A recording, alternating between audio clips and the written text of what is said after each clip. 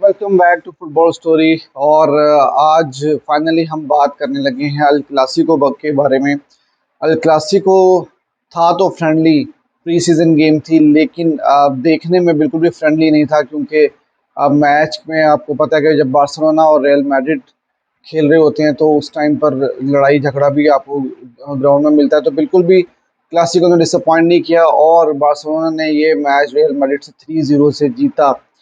और जो अगर हम स्टार्टिंग लाइनअप की बात करते हैं तो स्टार्टिंग लाइनअप में बार्सिलोना ने बज़ाहिर इस तरह की टीम खिलाई जो कि बार्सिलोना की सबसे ज़्यादा स्ट्रॉन्ग टीम थी कंपैरेटिवली आर्सेनल के मैच से। ये टीम बहुत ज़्यादा बैलेंस टीम नज़र आई, क्योंकि आर्सेनल के मैच में बार्सिलोना ने और चावी ने जो टीम खिलाई थी वो इतनी ज़्यादा बैलेंस टीम नहीं थी। और सिर्फ वो मैच वाकई में जिस तरह से चावी ने कहा भी था कि एज अ फ्रेंडली वो मैच लिया गया था, और आज का मैच जो हुआ उसमें बिल्कुल भी कोई चांसेस नहीं लिए चावी ने। और चावी ने अपनी बेस्ट पॉसिबल लाइनअप खिलाई। गावी नहीं शामिल थे टीम में, क्योंकि गावी इंजरी की वजह से बैक प्रॉब्लम था उनको। लेकिन उसके अलावा अगर आप देखें तो बैक फोर जो थी वो, जिसको बैक भी कहा जाता है, वो बैक फोर खेली थी बार्सिलोना की तरफ से। टेर स्टेगन गोलकीपर थे। उसके अलावा गुंडागुन ने स्टार्ट किया, रोमियो ने स्टार्ट किया, पेड्री ने स्टार्ट किया, और उसके बाद लेवेंडोस्की थे, और आपके डेम्बले जो थे वो टीम में शामिल थे। इन्होंने स्टार्ट किया था गेम, और गेम काफ़ी ज़्यादा अच्छा गेम हुआ। बार्सिलोना ने काफ़ी अच्छे चांसेस बनाए। बहुत ही डिफरेंट गेम थी। अगर कंपैरेटिवली आप आर्सेनल के साथ देखें तो बहुत ही डिफरेंट गेम थी। और पहला गोल बहुत ही खूबसूरत सेट पीस से एक बहुत प्यारा मूव बनाया था। और डेम्बले का गोल, अभी डेम्बले रिसेंटली पीएसजी के साथ लिंक होना शुरू हुए और उन्होंने एक बहुत ही अच्छी परफॉर्मेंस दी और एक बहुत ही खूबसूरत गोल भी उन्होंने किया। अब अगर हम पूरे मैच की बात करें तो ऐसा नहीं है कि बार्सिलोना ने सारा मैच डोमिनेट किया, लेकिन बार्सिलोना काफ़ी बेहतर लगी अगर आप आर्सेनल के मैच के साथ कंपेयर करें। और बार्सिलोना ने बहुत ज़्यादा चेंजेस भी किए थ्रू आउट द गेम। बिल्कुल ही स्टार्ट में क्रिस्टेसन को वापस बुला लिया और गुंडगन को 28 मिनट में वापस बुला लिया था। लेकिन जितनी देर भी गुंडगन रहे वो बहुत ही अच्छा खेले, और आपने क्रिएटिविटी देखी उनकी कि किस तरह उनका विजन जो जो मिस कर रही थी बार्सिलोना, और सिर्फ पैड्री के ऊपर ही डिपेंड कर रही थी पिछले पूरा सीजन मिडफील्ड में। तो वो विजन नज़र आया कि गुंडगन के आने से कितना ज़्यादा जो है वो गेम खुला है, और कितने ज़्यादा ऑप्शंस उन्होंने आगे अटैकिंग जो प्लेयर्स हैं उनको बना कर दिए। तो गुंडागुन वाकई में एक बहुत ही ज़बरदस्त साइनिंग थी। उन्होंने 28 मिनट खेले, लेकिन 28 मिनट में एक डिफरेंस क्रिएट किया। और जो बार्सिलोना एक क्रिएटिविटी लैक करती थी पिछले सीजन में, वो नज़र आया कि बार्सिलोना के पास इस वक्त पैड्री और गुंडागुन जैसे दो बहुत अच्छे मिडफील्डर आपके पास इस वक्त मौजूद हैं।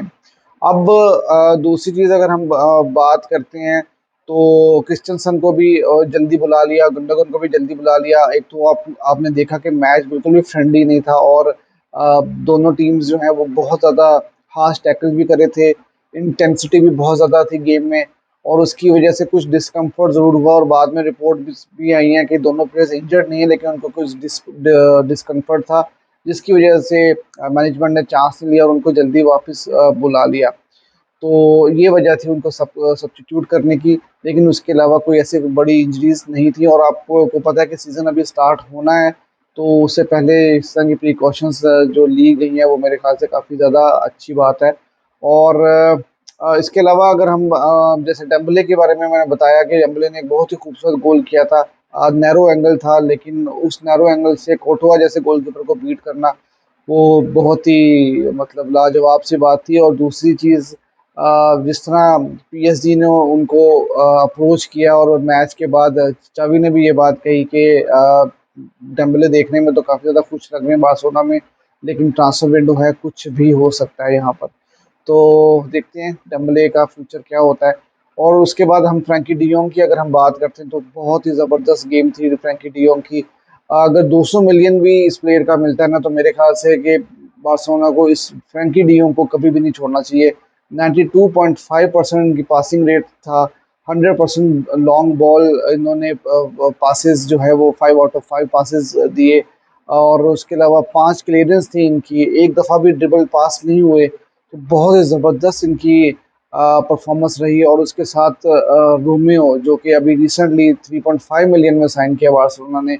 और पिछले मैच के बाद काफ़ी ज़्यादा क्रिटिसिज्म भी उनको देखने को मिला था आर्सेनल के अगेंस्ट।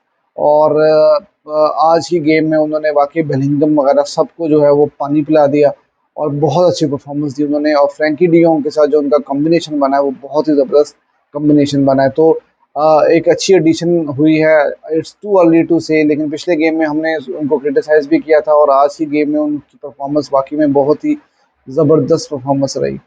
और उसके बाद अगर हम बात करते हैं डिफेंस की तो अरोहो ने फिर से विनी जूनियर को भाई हिलने भी नहीं दिया। उस बंदे ने बिल्कुल पॉकेट किया विनी को। और विनी को एक पेनल्टी भी मिली थी फर्स्ट हाफ में जो उन्होंने ज़ाया कर दी। क्रॉस बार चैलेंज खेली थी शायद रियल मैड्रिड, उनके 5 उनके क्रॉस उनके बार पे लगे, उनके पोल पे लगे, जिसकी वजह से वो गोल भी नहीं स्कोर कर सके। ऐसा नहीं कि रियल मैड्रिड बिल्कुल भी अच्छा नहीं खेली, उन्होंने चांसेस ज़रूर क्रिएट किए लेकिन वो गोल नहीं कर पाए। और बार्सिलोना की जो बैक लाइन थी उन्होंने काफ़ी अच्छा उनको रोका भी। और अरोहो की फिर से बहुत ज़बरदस्त परफॉर्मेंस थी। जहाँ तक विनी की बात है, एक बहुत अच्छे प्लेयर हैं और इस वक्त बेस्ट विंगर ज़रूर हैं वो। लेकिन आज की गेम में भी जब मैंने उनको ये नोट किया, जिस तरह मैंने उनको पहले भी क्रिटिसाइज़ किया था कि वो बहुत जल्दी फाउल गिर के फाउल मांगना शुरू कर देते हैं। मतलब अगर उनका फोकस ज़्यादा गेम के ऊपर हो तो वो ज़्यादा लीथल प्लेयर साबित हो सकते हैं। लेकिन उन्होंने आज भी बहुत ज़्यादा बात बात पे गिर रहे थे, फाउल और बहस करना रेफरी के साथ, जिसकी वजह से मेरे ख्याल से उनकी बाकी की टीम भी जो है वो डिस्टर्ब होती है। फिर उसके बाद अगर हम टेर स्टेगन की बात करें तो टेर स्टेगन ने बहुत ज़बरदस्त कीपिंग की, बहुत अच्छे सेव्स किए उन्होंने। वो अपनी लास्ट ईयर की फॉर्म, लास्ट सीज़न की फॉर्म जो है वो इस सीज़न में लेकर आ रहे हैं और बहुत अच्छी परफॉर्मेंस थी उनकी। बहुत 2-3 तो बहुत अच्छे सेव उन्होंने किए। पेनल्टी जो है ऑब्वियसली वो तो विनी की गलती थी, लेकिन बाकी के उसके अलावा 1-on-1 सेव्स भी थे कुछ। और फ्री किक भी बहुत ज़बरदस्त उन्होंने रोकी थी। फिर सेकंड हाफ में काफ़ी ज़्यादा चेंजेस की बार्सिलोना ने। अगर हम कंपेयर करें रियल मैड्रिड को तो रियल मैड्रिड ने ज़्यादा देर तक अपनी मेन टीम खिलाए रखी गेम में। और बार्सिलोना 84th मिनट तक जो है 1-0 की लीड के साथ था। फिर 84th मिनट में फेमिन लूपेस जो बार्सिलोना की प्रोडक्ट हैं उन्होंने एक बहुत ही शानदार गोल किया और डी से बाहर उन्होंने गोल किया। और उनका पैशन जो था गोल करने के बाद वो आप देख सकते हैं। तो एक बड़ी अच्छी फाइंड है। और चावी ने मैच के बाद कहा भी था कि ये अगले सीजन में बार्सिलोना के साथ रहेंगे और फर्स्ट टीम का हिस्सा भी रहेंगे। और फिर बात आती है फेरन टोरेस की, जिनको हम सेल करना चाह रहे हैं लेकिन उन्होंने भी आखिर में आके 91st मिनट में आके उन्होंने गोल स्कोर कर दिया। जोन सा प्लेयर जो लिंक किया जा रहा है दूसरे क्लब के साथ, उसकी परफॉर्मेंस आप देख रहे हैं, वो गोल पे गोल कर रहा है। और बार्सिलोना के लिए मुश्किल हो रही है कि क्या वो बार्सिलोना उनको सेल करेगा या उनको अपने साथ रखेगा। तो ओवरऑल एक काफ़ी अच्छी परफॉर्मेंस थी। 3-0 बार्सिलोना ने ये मैच जीता। और चावी ने मैच के बाद ये भी कहा कि एक मैच से जो पहला मैच हुआ था उसमें हम बिल्कुल डिज़ास्टर्स थे और आज के मैच में हम वर्ल्ड क्लास टीम नज़र आए। तो हमें अपनी टीम को इसी तरह से इम्प्रूव करना है। और उन्होंने ये भी कहा ट्रांसफ़र विंडो के बारे में कि ट्रांसफ़र विंडो में अभी भी हमें हमारे पास ऑप्शंस हैं और हमें थोड़ी-सी टीम को मज़ीद स्ट्रेंथन करना होगा कुछ पोजीशंस के लिए। तो बार्सिलोना की अभी भी ट्रांसफ़र विंडो ख़त्म नहीं हुई और बार्सिलोना अभी भी कुछ ऑप्शंस देख रही है। ऑब्वियसली राइट बैक का जो इशू है उसको भी बार्सिलोना ने सॉर्ट आउट करना है। और बार्सिलोना जो है वो मिडफील्ड में भी एक आधा प्लेयर देखने की कोशिश करेगा। लो सेल्सो के साथ दोबारा से बार्सिलोना को लिंक किया जा रहा है। तो देखते हैं कि बार्सिलोना क्या कोई और प्लेयर ले पाएगा कि नहीं। और दूसरी बात है डिपार्चर्स जो हैं बार्सिलोना के वो भी देखने वाले होंगे। दूसरी तरफ अगर हम रियल मैड्रिड की बात करते हैं तो रियल मैड्रिड के कोच एंसेलोटी ने भी इस बात को कहा है कि मैच काफ़ी ज़्यादा टफ था और काफ़ी ज़्यादा जो है वो टीम्स दोनों बहुत ज़्यादा एक तो फिजिकल भी खेली हैं। और उन्होंने यही बात कही कि बार्सिलोना का जो डिफेंस था काफ़ी अच्छा था और कभी उन्होंने नहीं देखा कि इतने ज़्यादा एक मैच में बॉल जो है वो पोल पे या बार पे लग रहा हो। लेकिन जो भी था बार्सिलोना की परफॉर्मेंस ओवरऑल काफ़ी ज़्यादा अच्छी थी। रियल मैड्रिड ने भी चांसेस ज़रूर क्रिएट किए और लेकिन बार्सिलोना जो है वो मैच निकालने में कामयाब होगी। बेलिंगम की परफॉर्मेंस एवरेज परफॉर्मेंस रही। रोमियो ने उनको काफ़ी हद तक रोक के रखा। उसके बाद बार्सिलोना की जो डिफेंस है वो काफ़ी ज़्यादा अच्छा रहा, कुंदे की परफॉर्मेंस काफ़ी ज़्यादा अच्छी रही है। एरिक गार्सिया की परफॉर्मेंस जब वो सब सब्स्टिट्यूट होकर आए हैं, उन्होंने बड़ी अच्छी परफॉर्मेंस दी है। अब एरिक गार्सिया को भी बार्सिलोना सेल करना चाह रही है, तो उनकी परफॉर्मेंस भी आप देख सकते हैं। तो उसके बाद बल्दे को हम नहीं भूल सकते, बल्दे की बहुत ज़बरदस्त लेफ्ट फ्लैंक के ऊपर परफॉर्मेंस है। जो बार्सिलोना का जो एक प्रॉब्लम नज़र आया वो वही राइट राइट विंग के ऊपर जो है वो सॉरी राइट बैक की पोजीशन के ऊपर बार्सिलोना लैग ज़रूर किया। अरोहो ने राइट बैक की पोजीशन संभाले रखी, लेकिन उन्होंने विनी जूनियर को बिल्कुल भी हिलने नहीं दिया उस पोजीशन पे। एक आधा मौका ज़रूर मिला जब विनी को एक लॉन्ग बॉल मिला था और वहाँ पर अरोहो मौजूद नहीं थे, तो विनी ने काफ़ी अच्छा ड्रिबल करके, डेस्ट वहाँ पर थे और ड्रिबल करके एक चांस बनाया था और उन्होंने बाहर बॉल मार दी थी, लेकिन उसके अलावा कुछ खास विनी को करने नहीं दिया गया।